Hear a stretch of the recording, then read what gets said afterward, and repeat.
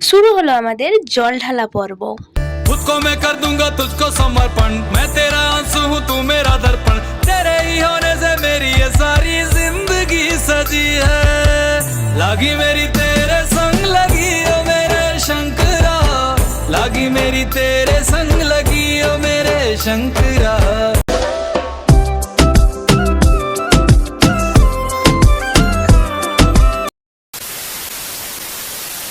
Hi everyone, শুভ নীল ষষ্ঠী সবাইকে। সকাল সকাল উঠেই দেখো চোখ থেকে ঘুম ছাড়েনি এখনো। আজকে যেহেতু মেলের ব্রত পালন, সঙ্গে মহাদেবের বিয়ে, তাই সকাল সকাল স্নান করে দেখো বনে জঙ্গলে ফুল তুলতে বেরিয়ে পড়েছি। এই দিনটার জন্য আমরা প্রত্যেকটা মেয়েরাই অপেক্ষা করে থাকি। আর জানো তো, আমার মা সবসময় একটা কথা বলে যে বাড়ির ঠাকুরকে শান্ত না করে মন্দিরের ঠাকুরকে শান্ত করতে যাচ্ছিস। তাই সকাল সকাল স্নান সেরে বসে পড়লাম বাড়ির ঠাকুর পুজো করতে। আর এখন সোশ্যাল মিডিয়াতে আমি প্রায়ই দেখি শিবলিঙ্গকে অনেক কিছু দিয়েই অনেক রকম ভাবে পুজো করছে, আর আমাদের সবার দ্বারা তো সেটা সম্ভব নয়। তাই আমি বাড়িতে যা কিছু থাকে সেইগুলো দিয়েই পুজো করার চেষ্টা করি। আমি খুব কম জিনিস দিয়েই শিবের পুজো করি। যেমন ঘি দিয়ে আমি প্রথমেই স্নান করিয়ে নিই, তারপর যেটা শিবের সব থেকে প্রিয় জিনিস বেলপাতা আর সাদা চন্দন, সঙ্গে আকন্দ ফুল, ধুতরা ফুল বা যে কোনো সাদা ফুল হলেই চলবে। আমি এই সব জিনিসগুলো দিয়েই নিজের মতো করে পুজো করি। আমাদের বাড়িতে দুটো শিবলিঙ্গ, একটা আগে থেকেই ছিল আর একটা আমি নিয়ে এসেছিলাম। कर्पूर गौरम करुणावतारम संसार सारम भुजगेंद्र हारम सदा वसंतम हृदयारविंद। পুজো সেরে বসে পড়লাম আমি রেডি হতে। এমনিতে আমার সাজতে তো খুব ভালোই লাগে। যেহেতু এখন অতিরিক্ত গরম পড়েছে, তাই আমি আটা ময়দা ওইসব কিছুই মাখবো না, কম জিনিস দিয়েই সাজুগুজু কমপ্লিট করবো।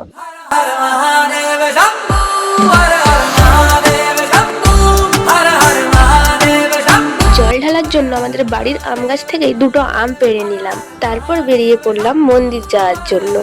আমার বেরোতে প্রায় 12:30 বেজে গিয়েছিল, তাই অনেকটা রোদও উঠে গিয়েছিল।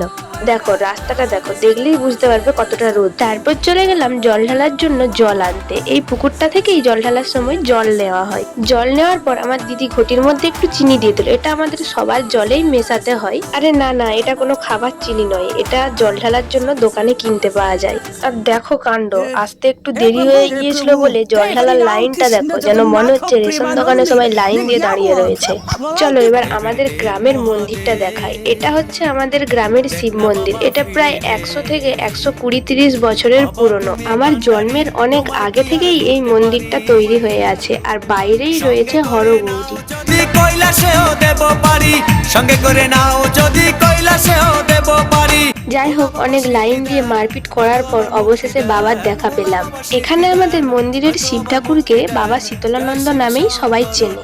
আরে থাম থাম, এটা সেই মামনি না যেটা আগের বছর বয়ফ্রেন্ডের নামে জল ঢালতে এসেছিল? এবারে যদি অন্য নাম বলিস না, তোর বিয়ে করার রাস্তাটাই একেবারে বন্ধ করে দেব। আর দেখো কাণ্ড, যত রাজ্যের ঝড়ে আম পড়েছে সব এসে আমার মাথায় চাপি দিয়েছে। আরে বাবা, আমার মাথা থেকে সব আমগুলো নামা। সব কটা মেয়ের মুখ দেখে রাখবো, আর কে কার নামে জল ঢালছে সব দেখে রাখবো। পরের বছর যদি অন্য নাম বলেছিস না, তো দেখবি কি হয়। বাবার মাথায় জল ঢালার পর তারপরে বাইরে হরগৌরীর মন্দিরে জল ঢাললাম। তারপর একে একে সত্যপীরের মন্দির, যেটাকে আমরা পীর বাবার মন্দির বলি। তারপর বারোয়ারির মন্দির, যেটা আমাদের কালী মন্দির। তারপর আমাদের গ্রামের হরি মন্দির, সেখানেও জল ঢালার পর তারপর আমরা চলে গেলাম বাবার সানজল নেওয়ার জন্য। ভেতরে যে সবাই বাবার মাথায় জল ঢালছে না, সেখান থেকেই সানজলটা আসছে। সানজল নেওয়ার পর আমি ডুরি নিয়ে তারপর বাড়ির দিকে রওনা দিলাম। আর আজকের খাবারের মেনুতে ছিল লুচি, সুজি আর ঘুগনি। তারপর আমি এই সব কিছু খেয়ে আজকের উপোস ভঙ্গ করলাম। আর এই সব খাবার দাবার যে দেখছো না, এইসব আমি নিজেই বানিয়েছি। বিশ্বাস যদি না হয় তবে নিজের চোখেই দেখে নাও। মানছি রান্না বান্না করি না, তা বলে কি একটু আধটু ইচ্ছেও করে না নাকি? তবে সুজিটা আমি বানাইনি, ঘুগনিটা আমি নিজেই বানিয়েছি, আর লুচিটাও আমি নিজেই করেছি। একেবারে আটা মাখা থেকে শুরু করে বেলা ছাকা সব আমি নিজেই করেছি। এবার বিশ্বাস হলো তো? তো যাই হোক, আজকে এতটাই থাক। দেখা হচ্ছে পরের ভিডিওতে। আজকের মতো টাটা।